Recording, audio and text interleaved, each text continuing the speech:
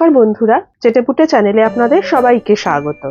আজকে আমি আপনাদেরকে একটা কাঁকরোলের একদম অন্য ধরনের একটা নতুন রেসিপি করে দেখাবো।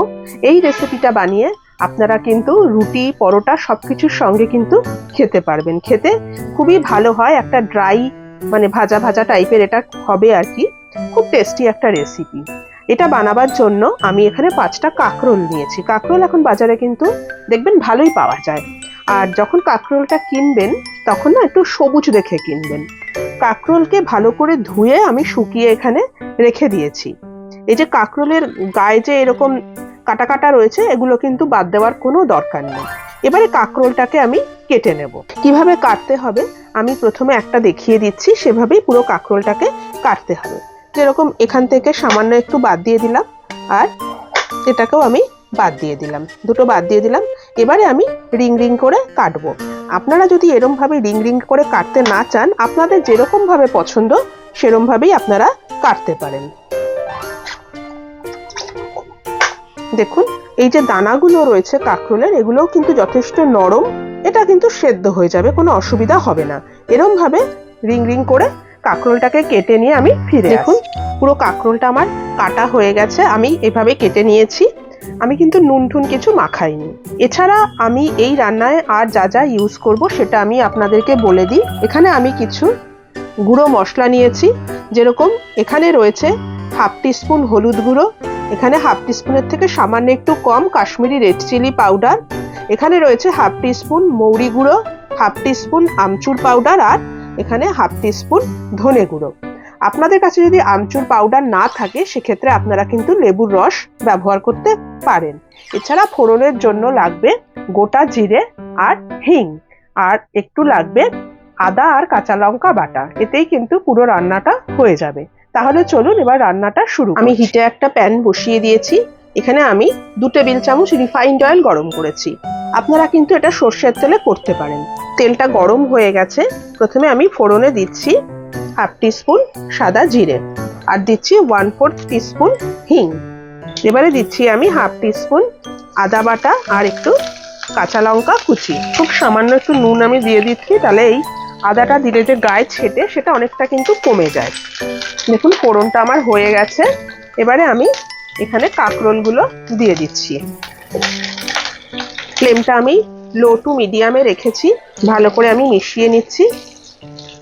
দিয়ে দিচ্ছি এবারে স্বাদ মতো নুন। ভালো করে মিশিয়ে দিচ্ছি আবার।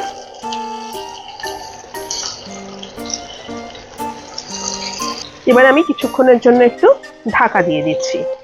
কিছুক্ষণ বাদে আমি আপনাদের দেখাচ্ছি। দেখুন কিছুক্ষণ বাদে আমি ঢাকনাটা খুলে নিলাম। কাঁকরোল থেকে কিন্তু জল ছাড়ে, নরম সবজি কাঁকরোল তাড়াতাড়ি হয়েও যায়। ফ্লেমটা আমি একদম লো টু মিডিয়ামে রেখেছি। এবারে আমি দিয়ে দিচ্ছি গুঁড়ো মশলাগুলো, যেগুলো আমি রেখেছিলাম, আপনাদেরকে প্রথমেই আমি দেখিয়ে দিয়েছিলাম। সেই মশলাগুলো এবার আমি অ্যাড করে দিচ্ছি।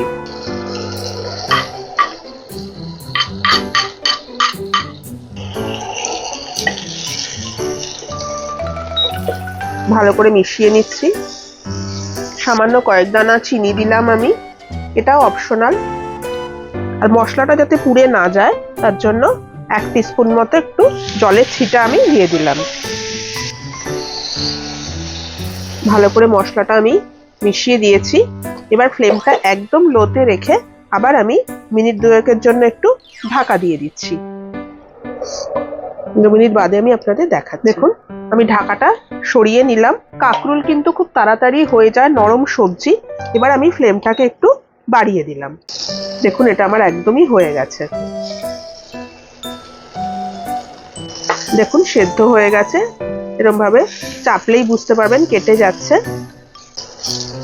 এভাবে অন্তত একবার বানিয়ে দেখবেন। কাঁকরোল পুর আমরা খাই, কাঁকরোলের চাক ভাজা আমরা খাই, বিভিন্ন ভাবে কাঁকরোলের সবজিও বানানো হয় আলু দিয়ে, কাঁকরোল দিয়ে। কিন্তু এভাবে যদি না বানিয়ে থাকেন, একবার বাড়িতে বানিয়ে দেখবেন, খেতে সত্যি খুব ভালো হয়।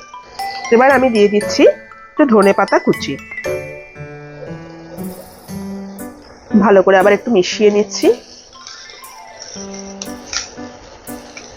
এবার আমি ফ্লেমটা অফ করে দিচ্ছি। কিছুক্ষণ স্ট্যান্ডিং টাইম দিয়ে আমি এটা আপনাদেরকে সার্ভ করে দেখাচ্ছি। আমার কাঁকরোলের এই মজাদার রেসিপি রেডি। আমি এটাকে এভাবে সার্ভ করেছি। এটা আপনারা কিন্তু অবশ্যই একবার এভাবে ট্রাই করবেন। রুটি, পরোটা, লুচি সবকিছুর সঙ্গেই কিন্তু এটা খেতে ভালো লাগবে। দেখবেন সত্যিই খুব টেস্টি হয়, চটপটা স্বাদ হবে একদম। আমার এই ভিডিওটা যদি আপনাদের পছন্দ হয়ে থাকে তাহলে অবশ্যই একটি লাইক করবেন, আর আমার চ্যানেলটিকে সাবস্ক্রাইব করে আমার পাশে থাকবেন প্লিজ। আর পাশে থাকা বেল আইকনটিকে প্রেস করবেন, যাতে আমি যখনই কোনো ভিডিও আপলোড করব তার নোটিফিকেশন খুব তাড়াতাড়ি আপনাদের কাছে পৌঁছে যায়। তাহলে আজকে চলি, আবার চলে আসবো অন্যদিন নতুন কোনো রেসিপি নিয়ে। সুস্থ থাকবেন, ভালো থাকবেন, নমস্কার।